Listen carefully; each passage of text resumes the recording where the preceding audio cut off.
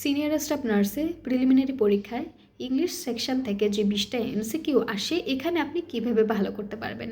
So সেক্ষেত্রে আমি বলবো আপনার বেসিক গ্রামার যদি ভালো থাকে তাহলে খুব সহজেই আপনি এখান থেকে 10 থেকে 12টা আনসার এমনিই করতে পারবেন।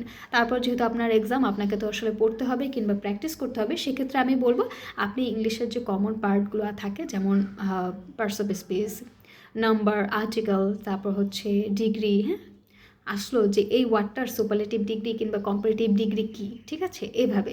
কিংবা টেন্সের রুলসগুলো দেখতে পারেন, ভয়েস চেঞ্জ দেখতে পারেন, ন্যারেশন দেখতে পারেন, তারপর হচ্ছে preposition, right form of verbs, ঠিক আছে, প্রোভার্বস থেকে idiom, phrase, card, spelling, correction থেকে আসতে পারে।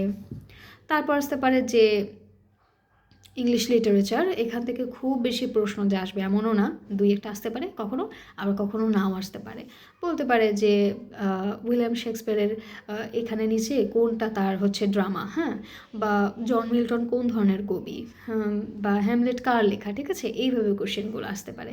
সো ইংলিশের জন্য আমি এটাই বলবো যে আপনি প্রিভিয়াস যে কোশ্চেনগুলো আসছে ওগুলো আগে দেখবেন, দেন হচ্ছে আপনি ইংলিশের যে রুলসগুলো থাকবে ওগুলো আসলে ভালো করে বোঝার চেষ্টা করবেন, বুঝে কোশ্চেনগুলো প্র্যাকটিস করবেন, তাহলে আশা করি যে ধরনের কোশ্চেন আসুক না কেন আপনি ওই রুলসের ভিতরে ফেলে সেটা আসলে সলভ করতে পারবেন।